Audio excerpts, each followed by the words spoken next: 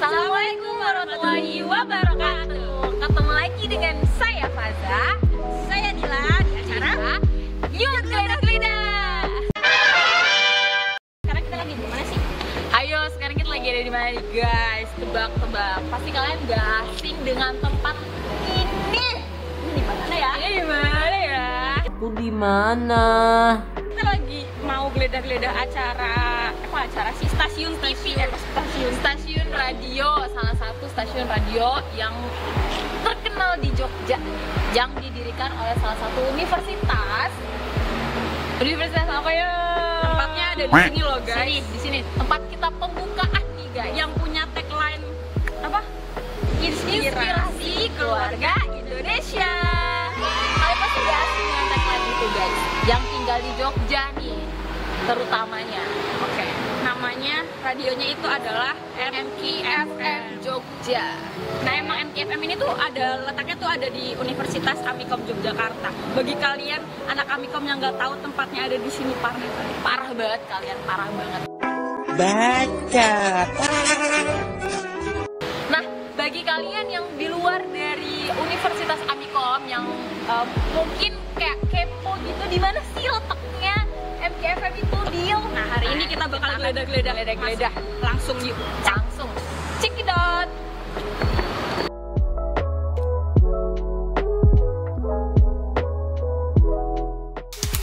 Setelah kalian naik di lantai 2, kalian tuh harus belok ke kiri ya. Wait a minute. Kiri ya. Ini tempatnya.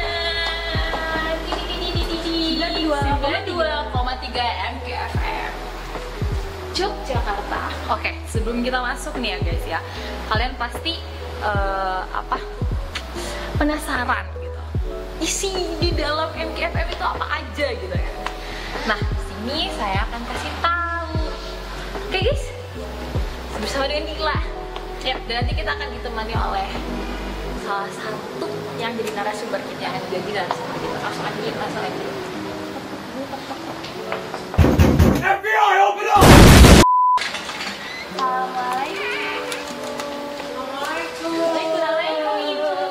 Halo, silakan masuk. Jadi kita mau muter-muter Boleh. Dari sini. dari sini nih, ya. Meja emas, meja penerima tamu. Jadi teman-teman kalau nanti ada urusan sama MK boleh lewat Bulan. Nanti insya Allah lah masalah akan selesai dengan segera gitu ya. Say hi dong, say hi. Oke, terus di sini ada ruang siaran yang sudah digambreng ini, paling gede di sini. Ruangannya ruang siaran karena radio itu kan intinya ada di ruang siaran ya. Jadi yang paling gede dibikin paling bagus juga. Itu kan dulu tuh kesannya ruang siaran tuh pasti di tempat yang pojok tertutup gitu. Nah, mungkin dari kondisi radio MK itu kan nggak boleh orang tuh berdua-duaan atau mungkin yang lawan jenis harus kelihatan gitu bagaimana pola komunikasi dan pola hubungannya. Jadi semuanya dibikin transparan kalau di MK.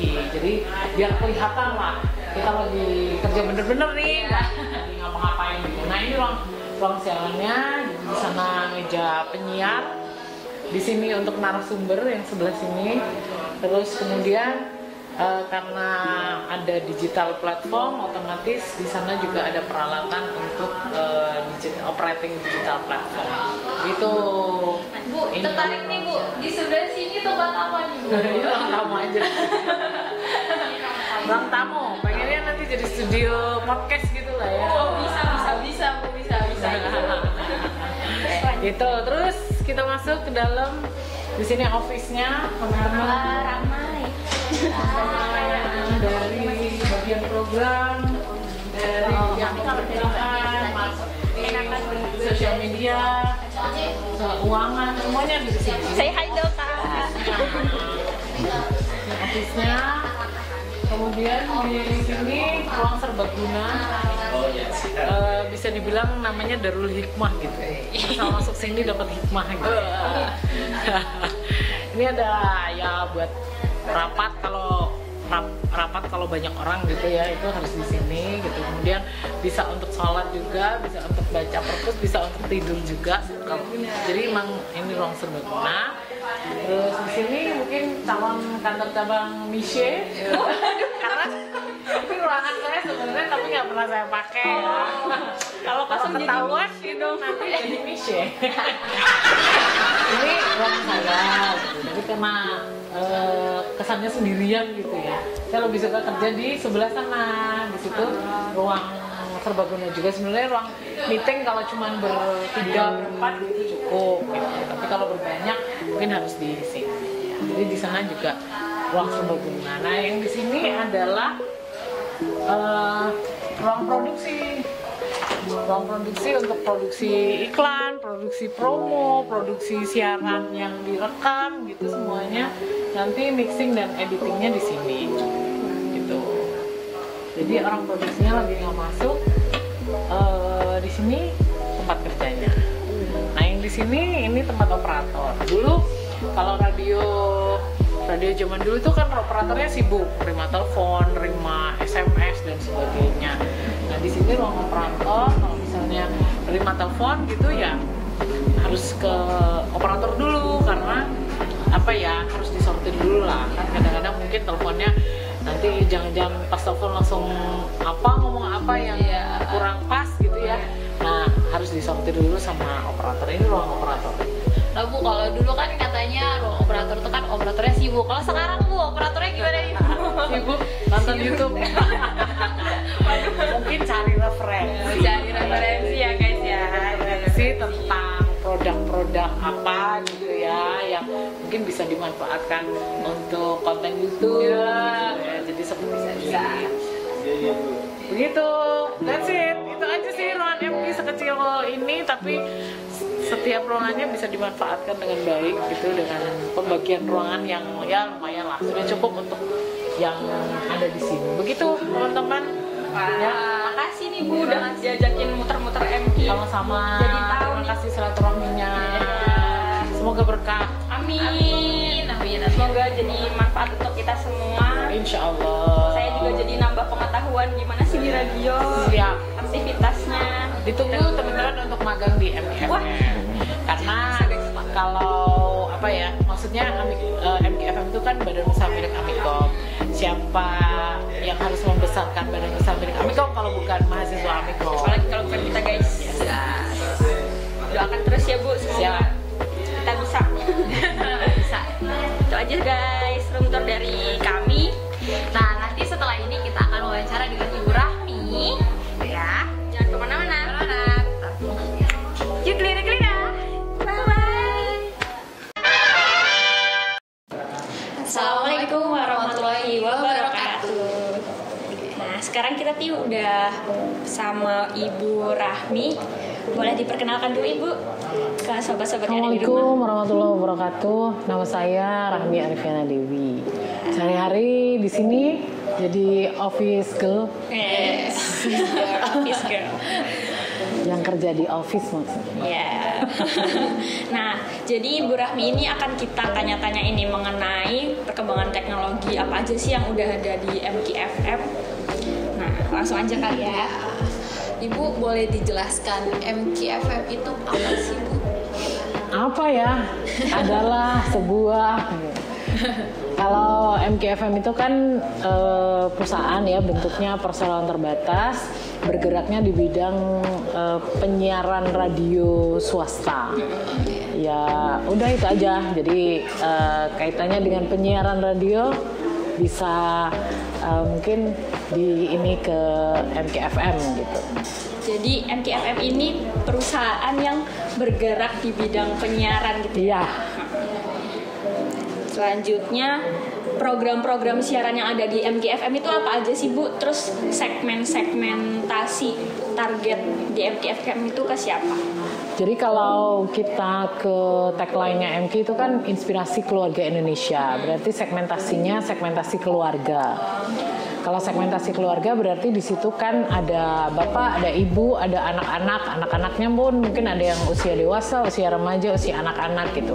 Nah kalau di radio kaitannya dengan segmentasi dan target itu prioritas gitu. Jadi kita mau main prioritasnya kemana gitu. Jadi kalau MQ memang kaitannya kemudian ke usia ya itu.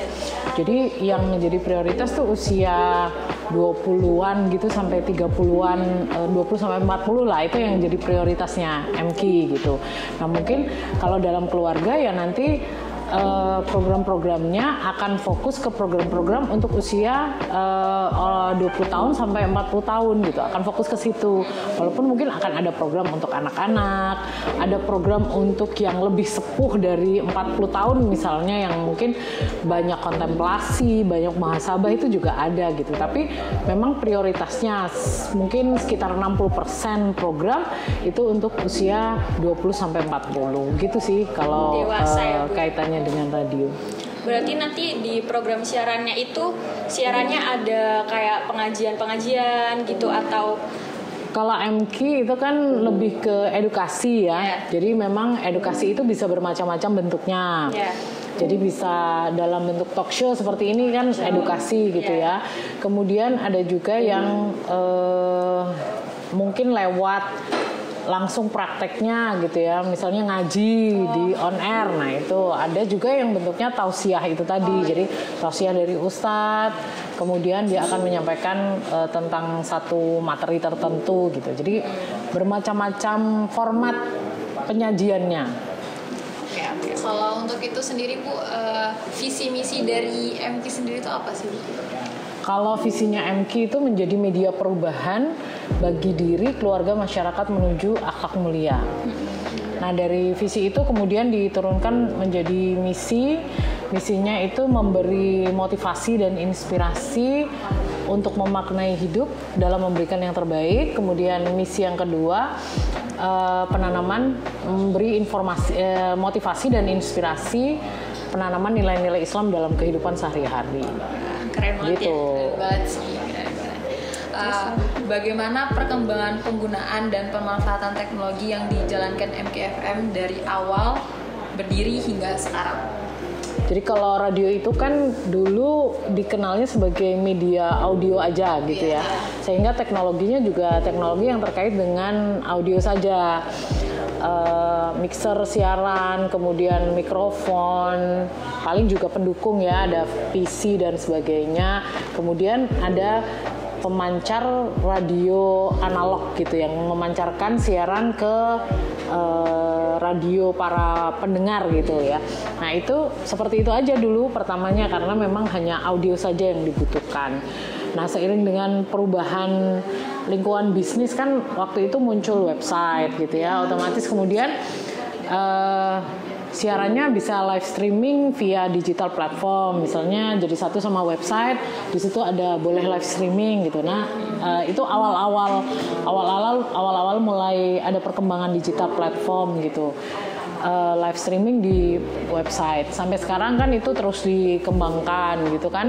Kemudian muncul perubahan yang lain lagi ya, terkait dengan sosial media, terkait dengan banyaknya digital platform lah sekarang ini, yang mungkin ada Spotify, ada Anchor, macam-macam lah ya, yang juga bisa mendistribusikan atau membroadcast siaran kita melalui platform-platform tersebut gitu. Jadi kalau kita kan ada itu ya, ada bukunya Renald Kasal itu ya, inovasi atau mati gitu. Jadi ya kalau memang lingkungan bisnis itu menghendaki kita berinovasi, ya berarti kita harus berinovasi.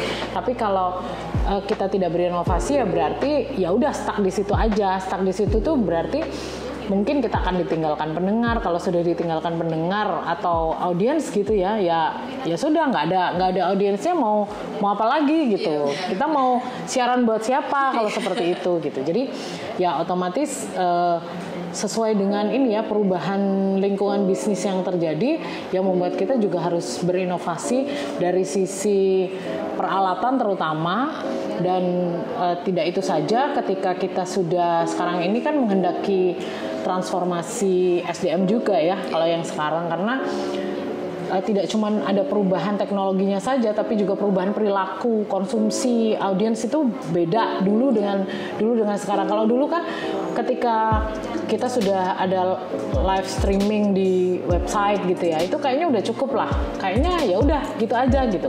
Kalau sekarang itu ada perubahan perilaku juga, anak muda itu konsumsi untuk siaran atau media penyiaran gitu ya, itu nggak cuma lewat live streaming udah cukup gitu, tapi kayaknya dan nggak mungkin juga mereka misalnya dengerin program 1 jam gitu. Kayaknya kalau anak muda nggak tahu, kayaknya nggak akan sampai selama itu, mungkin karena terbiasa scroll TikTok gitu aja, cuman sebentar set. Jadi short video itu konsumsinya gitu ya.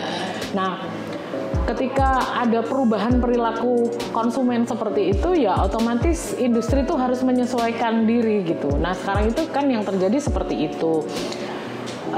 Itu bukan cuma menuntut misalnya industri itu harus ke digital platformnya tapi bagaimana perilaku ketika konsumen itu ada di situ gitu. Jadi misalnya ternyata lebih senang di Instagram, ternyata lebih senang di TikTok. Nah, berarti industri harus menyesuaikan diri, membuat konten di Instagram, membuat konten di TikTok ya seperti itu. Jadi kayak nggak cuma sekedar punya Instagram, punya TikTok gitu, tapi tanpa tahu perilaku konsumennya gitu. Nah, kalau sekarang tuh sampai ke titik harus tahu tuh perilaku konsumennya gitu. Kalau dulu kan yang mengarahkan industrinya, ya sudah, kalau memang mereka mau dengerin lewat website, ya udah kita kasih live streaming di website. Udah, mereka cukup selesai di situ. Tanpa kemudian mengarahkan industri untuk berbuat lebih banyak lagi. Kalau sekarang tuh kayaknya pusat basisnya tuh konsumennya gitu. Konsumennya mau ini, industri yang harus menyesuaikan diri gitu. Nah, itu yang sekarang terjadi dan harus mau nggak mau MQ juga harus menyesuaikan diri dengan itu. Berarti MQ itu memanfaatkan teknologi di sosial medianya gitu ya untuk kayak menembus targetnya konsumennya gitu ya. Iya, istilahnya kalau kita mau sekarang ini kan bonus demografinya tuh anak muda, berarti usia anak muda lebih banyak gitu ya. Nah, kalau kita mau ke situ ya seperti yang saya bilang tadi ya, kita harus tahu pola perilaku anak muda itu seperti apa dalam konsumsi media gitu. Nah, itu yang kemudian MQ yang harus beradaptasi dengan itu. Oke. Terus sekarang kan masa-masa udah melewati pandemi gitu kan ya Bu. Di masa waktu pandemi itu semuanya serba terbatas gitu. Terus gimana sih caranya MQ tetap memenuhi kebutuhan konsumen melalui teknologi yang udah berkembang saat ini? Justru qadarullah ada pandemi itu yang kalau orang lain disempitkan, radio justru diluaskan gitu. Jadi kalau dulu radio itu kan lokal ya, jadi sangat lokalistik gitu ya. Tapi kalau kemudian ada pandemi itu, ketika siaran kemudian menggunakan Zoom, kemudian di broadcast lewat digital platform, itu justru semakin luas distribusinya MQ gitu. Dan kalau dulu kayak kita mau cari narasumber misalnya ya, cari narasumber itu ya lokal aja gitu, karena harus datang ke studio gitu kan. Nah, kemudian oleh pandemi dibukakan mata gitu, kita bisa nyari narasumber dari manapun, narasumber nasional pun it's okay aja, bisa lewat Zoom gitu ya.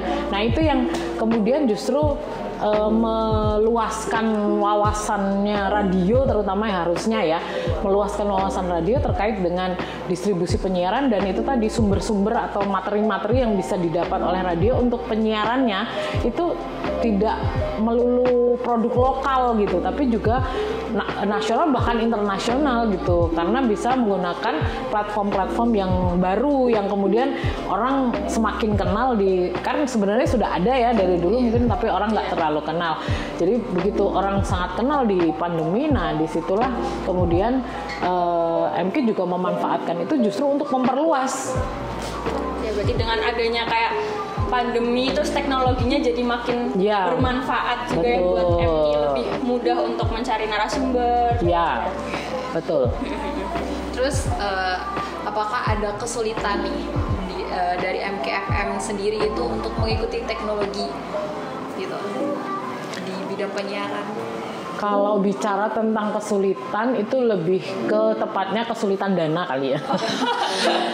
Karena kaitannya dengan teknologi itu pasti sesuatu yang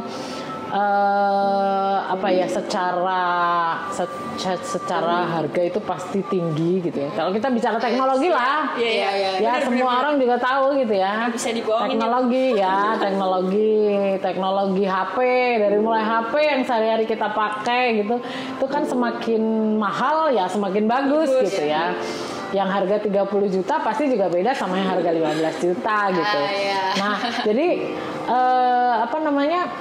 kaitannya dengan itu gitu. Apalagi kalau kita bicara bahwa radio swasta itu sumber dananya kan dari iklan saja gitu, dan radio swasta lokal gitu ya, itu kan ya itu iklannya.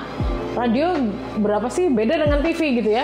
Kalau TV itu kan sekali iklan itu bisa sampai 30 juta sekali putar gitu ya. Tapi radio kan nggak bisa seperti itu, karena TV itu kan jangkauannya, kalaupun itu TV lokal kan jangkauannya regional ya, bisa DIY Jateng gitu ya, karena pemancar TV kan pasti luas gitu. Nah kalau pemancar radio kan nggak gitu. Pemancar radio itu kan lokal, nggak boleh regional, jadi lokal. Nah otomatis dengan skala lokal seperti itu pasti juga terbatas dari sisi sumber dana gitu, karena dananya ya hanya didapat dari, kalau dia siaran lokal Jogja ya dia di Jogja aja gitu. Nah itu yang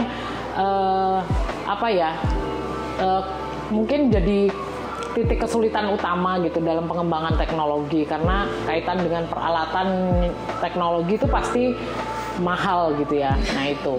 Kemudian yang kedua sisi SDM.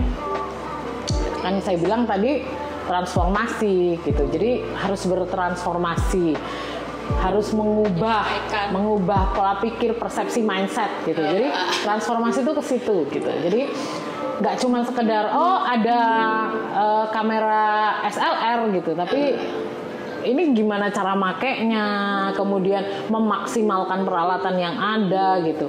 Kemudian juga itu tadi bahwa ketika kita sudah punya produk digital nih, produk digital mau diapain? Disebarin gitu aja kalau udah disiarin lewat YouTube gitu selesai gitu urusan? Kan enggak. Pasti kita harus mikir digital marketingnya gitu. Nah, jadi nggak cuma sekedar udah selesai ketika kita sudah punya teknologi dan ketika kita bisa siaran via digital selesai gitu kan, nggak gitu. Tapi harus kita harus bisa gimana caranya membuat siaran yang kita hasilkan itu atau produk yang kita hasilkan itu bisa didistribusikan secara lebih luas gitu. Nah itu yang bagian dari transformasi itu di situ kan tadi. Gak cuma sampai di titik ini nih gitu. Kalau dulu kan berpikir bikin program udah cari iklan selesai gitu. Cari iklan selesai gitu. Dapat iklan selesai gitu. Tapi kalau sekarang kan gimana caranya agar produk kita ini bisa didistribusikan secara luas, orang yang dapat manfaat bisa lebih banyak gitu. Dan mungkin itu nanti imbasnya boleh jadi ada iklan dari, nggak cuma iklan lokal gitu ya, iklan nasional mungkin apa yang bisa jadi sponsor misalnya di YouTube, di Instagram dan sebagainya. Jadi memang peralatan itu pasti terkait dengan dana, dan yang kedua SDM, karena menggunakan peralatan yang terkait dengan kemajuan teknologi itu juga tidak bisa jadi bagian dari semua orang gitu. Jadi apalagi misalnya di radio itu kan kebanyakan praktisi radio ya, yang terbiasa dengan hanya peralatan radio aja siaran, mikrofon, mixer dan sebagainya. Belum akrab dengan peralatan yang terkait dengan teknologi gitu. Mungkin yang belajar di sini yang bisa OBS pun hanya beberapa orang aja gitu. Nah itu yang mungkin juga di titik krusial perubahan teknologi itu harus disesuaikan ya dengan itu tadi alat dan SDM-nya gitu. Berarti tapi di balik kesulitan yang ada, teknologi itu lebih banyak membantunya ya Bu. Maksudnya lebih bisa untuk menyebarluaskan informasi, lebih apa ya, MK lebih berkembang gitu, kayak jadi banyak ada digital platformnya gitu-gitu ya. Jadi kalau ya namanya aja perkembangan teknologi, berarti ada sesuatu yang baru nih gitu. Sesuatu yang baru tuh bisa dari sisi cara membuat produksi atau membuat materinya, dan bisa juga dari cara menyebarluaskannya gitu. Ya otomatis kalau itu cara baru,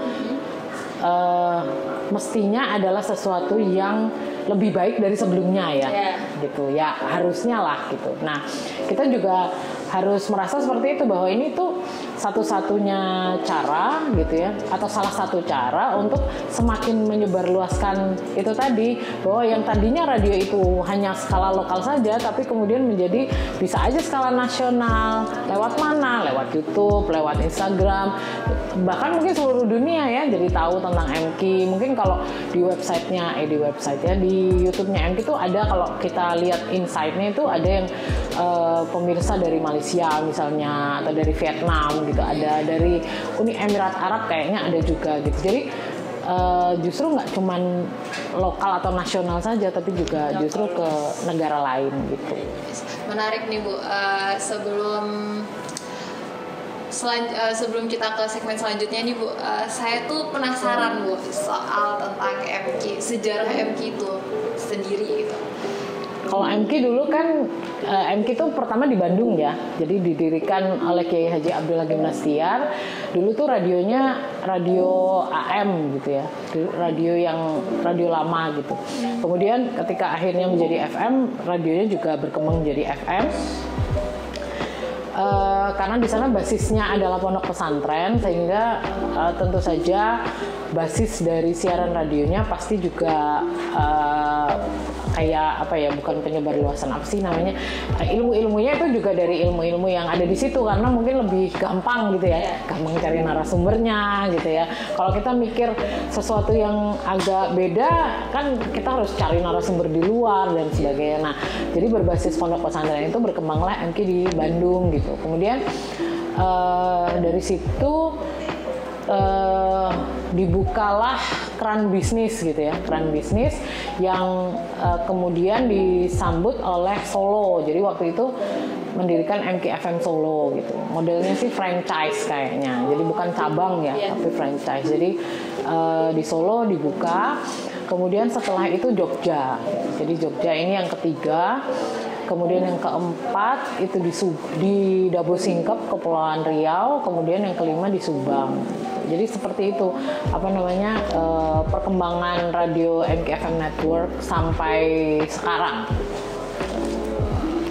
Nah, terus terakhir nih Bu, pesan-pesan buat yang nonton. Waduh, Pesan dan kesan buat lebih memanfaatkan. Saya pesan nasi goreng. Waduh, boleh, itu saya juga mau. Pesan untuk lebih tepatnya generasi muda sekarang, gimana memanfaatkan platform-platform yang ada untuk kegiatan yang lebih bermanfaat seperti MK gitu. Boleh juga dipromosiin platformnya MK. Oh iya.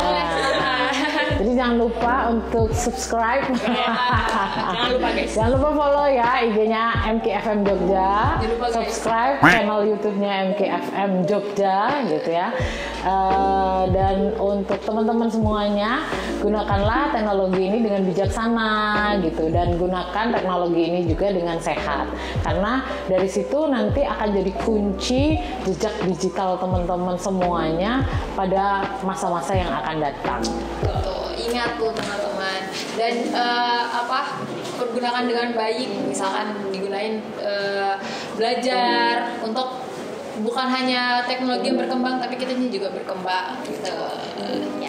Itu aja sih Bu kalau pertanyaan dari kami. Terima kasih sudah mau ditanya-tanyain. Siap. Terima kasih sudah meluangkan waktunya Bu buat kami. Bye guys. Assalamualaikum warahmatullahi wabarakatuh.